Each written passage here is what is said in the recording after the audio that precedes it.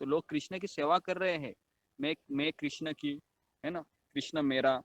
लेकिन प्रॉब्लम क्या है, सिस्टम में गड़बड़ है ना, गुरु को धारण किए नहीं है। तो उसके लिए क्यों कृष्ण से कैसे प्रेम करना चाहिए वो पता ही नहीं है।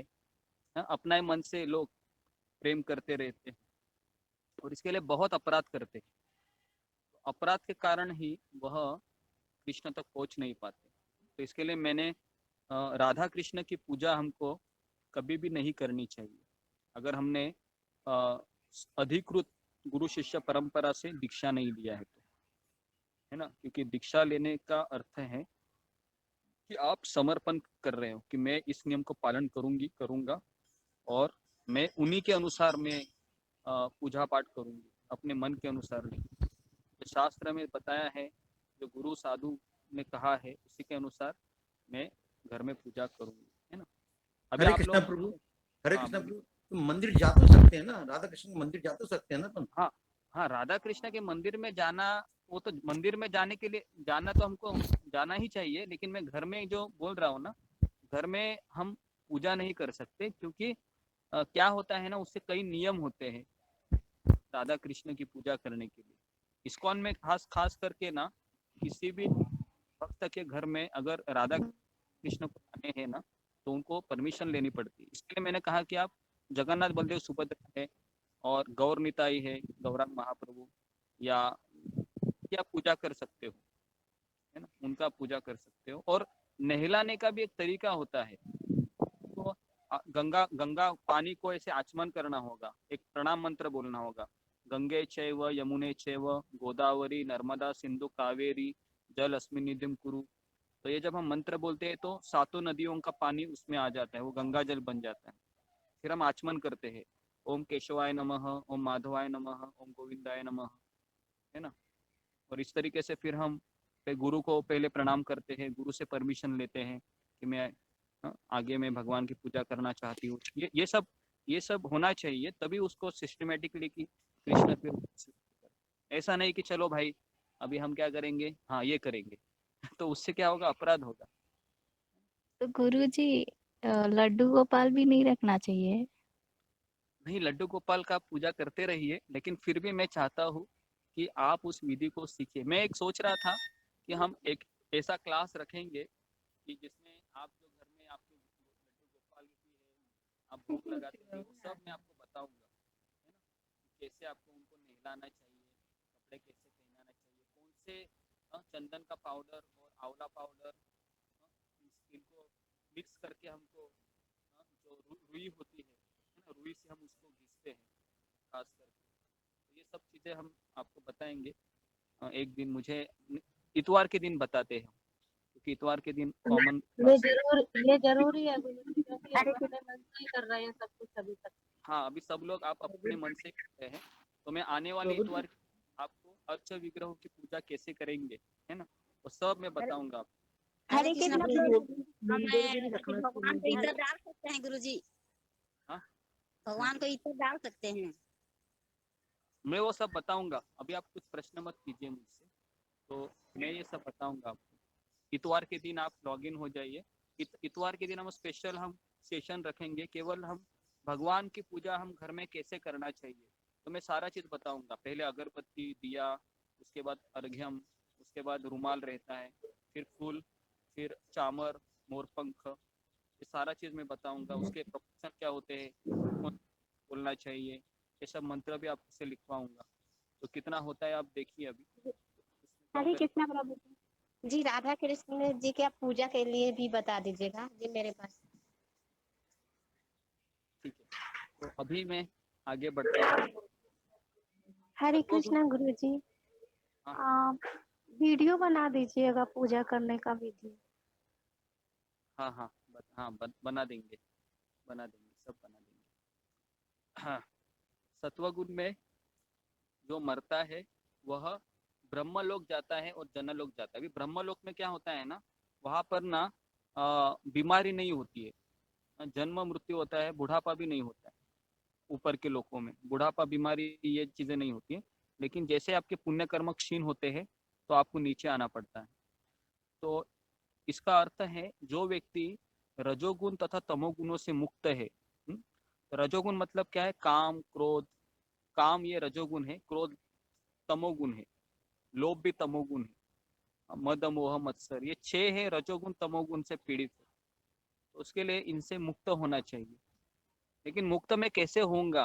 क्योंकि अभी सेशन खत्म होने के बाद ही अगर कोई मुझे बोलेगा, 2-4 गाली देगा, तो मैं तुरंत अपना तलवार निकालूंगा। अरे तुम कौन होते हो मुझे बोलने वाले? तुमको पता नहीं मैं 16 माला करता हूँ, बराबर है, भगवान का भजन में लगी हूँ मैं। हाँ, तुम क्या हो? ऐसा मन में हमको लगता है, बराबर ना? लेकिन हमको समझ में आना चाहिए कि भक्ति करने से व्यक्ति नम्र बनना चाहिए, है ना? लेकिन हम नम्र नहीं बन रहे हैं, कुछ और ही बन रहे हैं, तो समझने का कुछ तो गड़बड़ है। ओके, ठीक है ना? समझ में आ रहा है मैं क्या बोल रहा हूँ? किसी का चेहरा नहीं दिख रहा है मुझे, कहाँ जी गए जी सब जी लोग? प्रभु जी। ठीक है, तो कुछ समझ में आ रहा है, नहीं आ रहा है तो बताते रहिए, नहीं तो मैं आपसे बात करता रहूँगा। फिर उसके बाद है 15वां श्लोक है। 15वें श्लोक में बताया है, रजसी प्रलयम गत्वा कर्म संगेषु जायते। ओके, जो कोई रजोगुण में मरता है तो वह सकाम कर्मियों के बीच जन्म ग्रहण करता है, मतलब इधर ही पृथ्वी में। और तमोगुण में मरता है वह 84 लक्ष योनि में जाता है, पशु योनि में जाता है। ओके, तो कम से कम हमको तमोगुणी नहीं होना चाहिए। तमोगुणी मतलब क्या है? जैसे गटर में पड़ा होता है ना, वैसा व्यक्ति। उस अगर गटर में कोई दारू पिया हुआ व्यक्ति पड़ा है, उसको कहेंगे कि भाई साहब आप कितना देखो पिया हुआ है, जरा उठिए, गटर में मत पड़े। वो बोलेगा नहीं नहीं, मैं गटर में कहाँ सो रहा हूँ, मैं तो मुलायम गादी में सो रहा हूँ, तुमको दिखाई नहीं दे रहा है लगता है ठीक से। वो ऐसा बोलेगा, है ना? तो तमोगुणी व्यक्ति है वो पागल होता है, उसको पता ही नहीं चलता कि मैं कहाँ पर क्या कर रहा हूँ। तो इसके लिए यहाँ पर बताया है कि तमोगुणी व्यक्ति है वह भगवान को प्राप्त नहीं कर सकता है, रजोगुणी व्यक्ति भी नहीं कर सकता है। तो इसके लिए आप माला कर रहे हैं 6 बजे 7 बजे उठ के, है ना, तो आप सत्वगुण में नहीं है, क्योंकि सत्वगुण वाला व्यक्ति सुबह 4 बजे उठेगा। ठीक है ना? अगर आप 4 बजे नहीं उठ रहे हैं, 5 बजे भी नहीं उठ रहे हैं, और आराम से 6 बजे 7 बजे उठ रहे हो, और कभी कभी आप उठते भी हैं लेकिन माला नहीं करते, क्या करते हैं आप? थोड़ा वॉक वॉक के लिए जाते हैं, है ना, घूमने के लिए जाते हैं, सुबह का ठंडा हवा लेने के लिए, तो फिर वैसा व्यक्ति भी सत्वगुण में नहीं आ सकता। तो इसके लिए गुरुजी, सत्वगुण को, हाँ क्या बोलो। हम 2 भगवानों का माला कर सकते हैं? हाँ, भगवान का माला। मीन्स लाइक हमारे कुल देवी और जो हमारे इष्ट हैं, जैसे कि नहीं नहीं, मेरे इष्ट अभी कृष्ण, ऐसे नहीं कर सकते? केवल आपको जो हरे कृष्ण महामंत्र है ना, उसी का आपको जप करना है। और ये कुलगुरु को आप ऐसा बोल सकते हैं कि कुलगुरु जी मुझे क्षमा कीजिए, क्योंकि अभी मुझे कृष्ण प्राप्त हुए हैं, है ना, तो मैं अभी उन्हीं की सेवा करना चाहती हूँ, तो कृपया करके आप क्षमा कीजिए मुझे, और मुझे आप आशीर्वाद दीजिए ताकि मैं कृष्ण भक्ति में लग सकूं। ये हमको प्रार्थना करनी ओके, चाहिए कुल दैवत से। ठीक।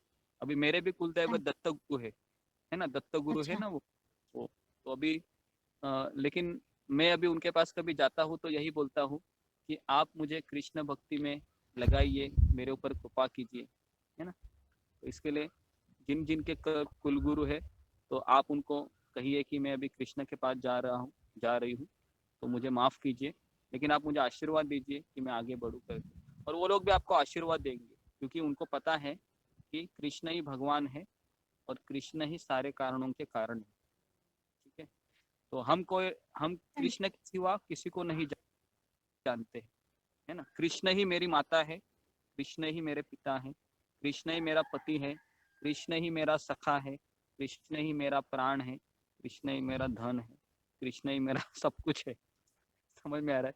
कृष्ण के सिवा और मैं किसको पहचानती नहीं या पहचानता ओके, नहीं। ठीक है, तो ये हमारा गोल होना चाहिए पूरा।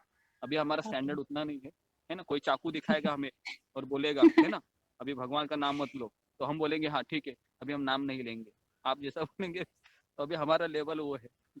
तो उसके लिए अभी क्या हो रहा है, इसके लिए हरिदास ठाकुर को जब 21 बाजार में मारा जा रहा था, है ना, जल्लाद लोग कोड़ों से पीट रहे थे उसको और कह रहे थे कि तुम कृष्ण का नाम मत लो, है ना, फिर भी उन्होंने कहा कि अगर आप मेरे शरीर के हजारों टुकड़े करेंगे, है ना, उसमें से एक टुकड़ा भी अगर आप उठाओगे तो वो हरि नाम लेते हुए आपको दिखाई देगा।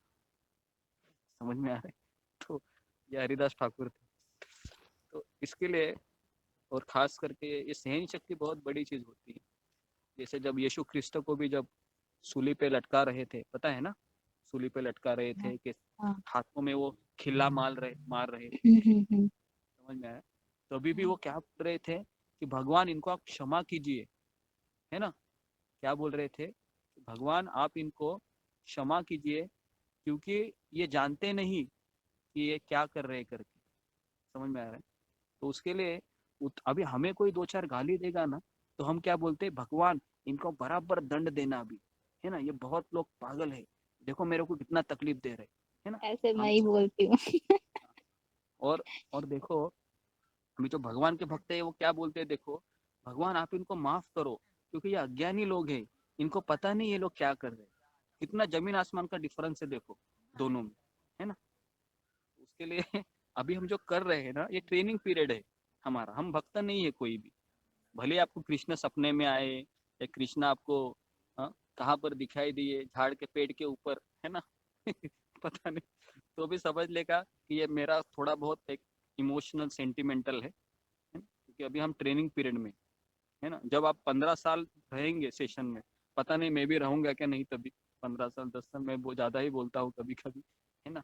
तो अगर आप आपको 10 तो साल से, रहना चाहिए। हाँ 10 साल से 15 साल से अगर आप भक्ति कर रहे हैं, है ना, रोज भक्ति कर रहे हैं, रोज सुबह उठ रहे हैं, तो फिर आप अगर बोलेंगे तो मैं कुछ मानूंगा। अभी 2 महीना 4 महीना 6 महीना में आप कुछ भी बोलोगे तो कैसे मैं स्वीकार कर सकता? कोई भी नहीं स्वीकार करेगा। ओके, तो इस तरीके से 16वें श्लोक में बताया है कि पुण्य कर्म का फल शुद्ध होता है और सात्विक कहलाता है। पुण्य कर्म का अर्थ क्या है कि जैसे धर्मशाला बांधना या हॉस्पिटल बांधना, लोगों की सेवा करना, खाना खिलाना, बूढ़े को वो जो रहता है ना धर्मशाला बांधना, तो ये पुण्य कर्म होता है। और वह व्यक्ति सात्विक कहलाता है। रजोगुण में संपन्न किया हुआ कर्म दुख देता है। जैसे रजोगुण में व्यक्ति है, मान लो दोपहर में जा रहा है, ठीक है नहीं, ऑफिस में जा रहा है, उसके बाद वो पैसा ला रहा है, पैसे से क्या कर रहा है, वो फैमिली को लेके जा रहा है होटल में, तमोगुनी खाना खिला रहा है ना? फिर क्या होगा, भले पैसा मिल रहा है, मजा मस्ती हो रही है, लेकिन कर्म का फल क्या है? कर्म का फल दुख है। और तमोगुण में किया गया कर्म ये मूर्खता होता है। तमोगुणी व्यक्ति को अगर पैसा मिलेगा तो वो क्या करेगा? कौन बताएगा? तमोगुणी व्यक्ति को पैसा मिलेगा वो क्या करेगा, बताइए? वो क्लास नहीं करेगा वेस्ट ऐसे एंजॉय नॉन करेगा वेज खाएगा और ड्रिंक करेगा। नॉन वेज करेगा हाँ, वो फालतू खर्च करेगा। तमोगुणी व्यक्ति हो, पहले वो जुआ खेलने जाएगा, है ना? पैसा आने के बाद वो बड़ा वो सट्टा खेलने जाएगा, ड्रिंक करेगा, ड्रिंक। ड्रिंक करेगा, बहुत कुछ करेगा, ठीक है?